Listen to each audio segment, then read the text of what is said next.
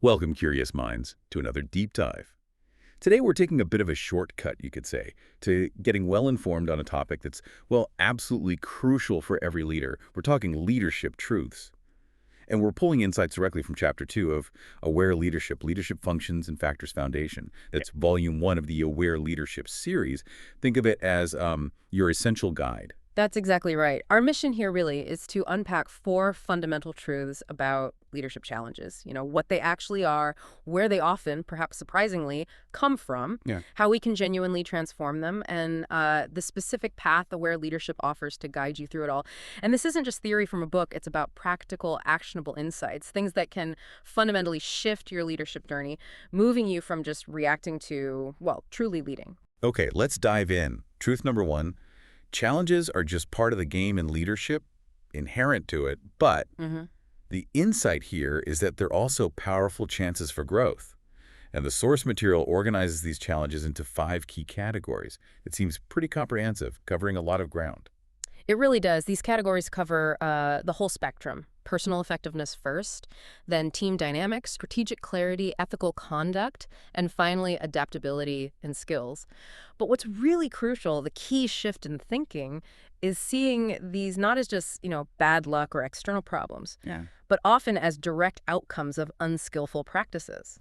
Okay, so things we might actually be influencing ourselves. Precisely. And that shift from blaming circumstances to understanding our own influence, that's the first big step towards transformation. And the book gives some really sharp examples, doesn't it? Like for team dynamics, it mentions low team productivity. And it's not just about people slacking off, is it? Not at all. Often it's because the leader hasn't effectively aligned the team's efforts. That leads to wasted time, inefficiency, maybe people working on the wrong things, missed goals. Makes sense. And then there's the big one, eroding team trust. Oh, absolutely critical. Imagine a leader, constantly making promises they don't keep, or changing direction without explaining why. Yeah, that would definitely breed skepticism. Exactly. Skepticism, reluctance to collaborate.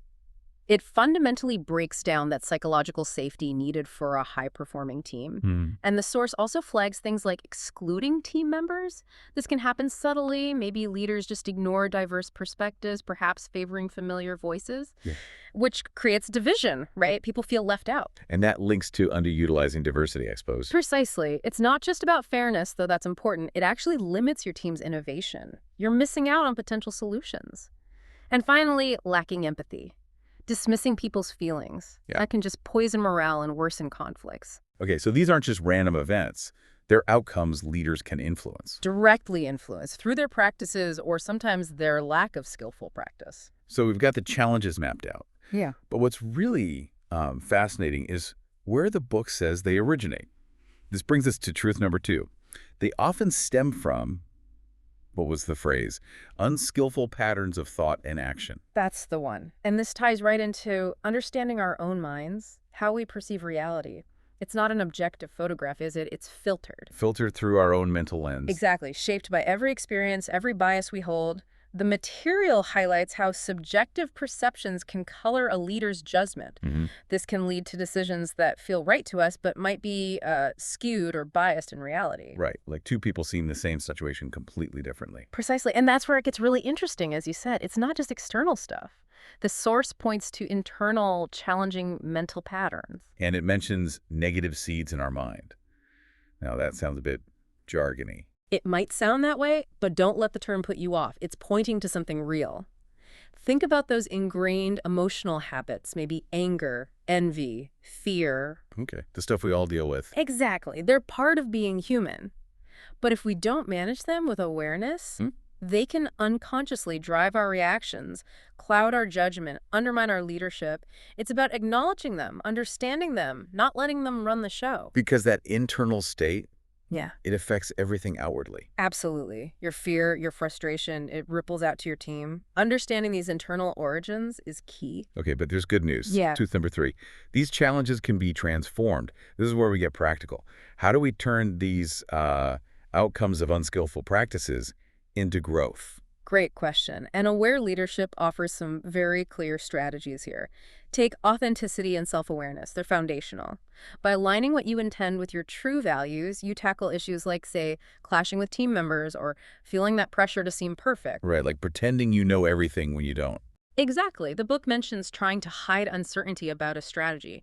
It just projects a false image. Your team senses it. It creates tension, miscommunication, authenticity, being real, even vulnerable sometimes. That builds genuine trust. And the book gives tools for that trust building, like the ethical decision-making checklist. Yes, it's not about rigid rules, but pausing to ask yourself key questions. Does this align with my values? Does it harm anyone? Is it transparent? It guides your intention towards integrity. Precisely. And then there's the accountability reflection after decisions, asking, did I own that outcome? What can I improve? And crucially, acting on it. That fosters trust and learning, not blame. Makes sense. What about conflict? That's always a tough one. Definitely. For conflict resolution, the book champions ethical, constructive approaches, active listening, collaboration, empathy, moving beyond just trying to win. Think of that example. Two team members clashing over a deadline if the leader avoids it. Things probably just fester. All right. Disengagement. Exactly. Addressing it directly, creating a safe space for dialogue, guiding them to a solution that resolves the tension. And related to this is aligning personal and organizational values. How does that help overcome challenges? It creates a real sense of purpose. When people see how their work connects to something bigger, something they believe in, it counters that feeling of strategic drift or just being a cog in the machine. It fuels engagement. The source also puts a lot of emphasis on mindfulness. Yes, described as cultivating awareness and attention. It directly addresses feeling overwhelmed, overcommitted, losing focus, things leaders face constantly. And it suggests practical things, not just sitting on a cushion for hours. Absolutely. Simple things. 5 minutes focusing on your breath in the morning, using breath awareness before a tough meeting, a quick midday body scan to release tension. These help you stay present, centered, less reactive, more responsive. Leading from a calmer place. Exactly. And mindful productivity builds on that, enhancing efficiency, reducing stress through better focus and intentional choices. It's about working smarter. Got it. And for the team side? Fostering open dialogue and psychological safety is huge. The source stresses actively inviting different ideas, especially the challenging ones. Creating spaces where people genuinely feel safe to speak up, to question, even to fail, without fear of punishment. That sounds essential for innovation. Absolutely. It unlocks creativity and makes inclusion real. And then there's feedback, often tricky. It can be, but it's so powerful for growth. The key is being specific, objective, focusing on behavior and outcomes. The goal is empowerment, right? Helping people improve, not tearing them down. Feedback is a gift when done well. Exactly. And similarly, effective delegation. It's more than just handing off tasks. It requires understanding individual strengths, goals, and communicating objectives really clearly. It builds capacity in your team. So ultimately, overcoming challenges involves inspiration and motivation. In a meaningful way, yes. Providing real development opportunities, fostering collaboration, celebrating wins, ensuring accountability, and crucially, emphasizing a growth mindset. Where mistakes aren't failures, but learning points. Precisely, encouraging people to embrace challenges, to stretch themselves. Leaders set that tone. Okay, this is all incredibly valuable. Which brings us to truth number 4. This seems to tie everything together. The aware leadership path. The book calls Volume 1 the indispensable foundation because it introduces the aware leadership compass. Sounds like our guide. It really is. Think of it as your GPS for leadership. What's brilliant is how it integrates everything we've discussed into 4 core actionable skills or dimensions. Each dimension represents a masterclass, offering a structured way to develop these capacities. First up is clarity of mind. Okay, what's that about? It's about cultivating that inner wisdom, real clarity, sharpened intuition, being able to make sound decisions, even under pressure, and crucially, enhancing your emotional balance, staying steady. Like an anchor, Yeah. essential in chaos.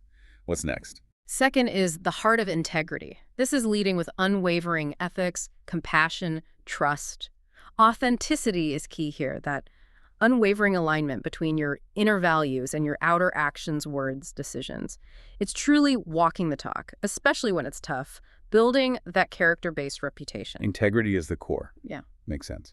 And the other 2 parts of the compass. Third is the power of synergy.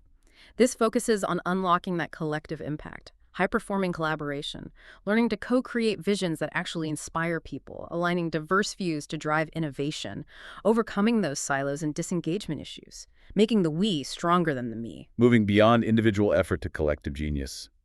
And the final one. Finally, the journey of growth. This acknowledges leadership isn't a destination, it's ongoing. It's about embracing change, learning constantly from feedback and experience, good and bad, and building deep resilience to navigate the complexities, adapting, evolving, always. So these aren't just ideas on a page. The source says they become lived competencies and embodied wisdom through practice, like in the master classes. Exactly, it's experiential, moving beyond just knowing to actually doing and being. And a very practical tool the book gives for integrating this path is the PREP framework. PREP. What's that stand for? Pause, reflect, engage, proceed. It's described as a way to weave mindful awareness and intentionality right into your leadership style.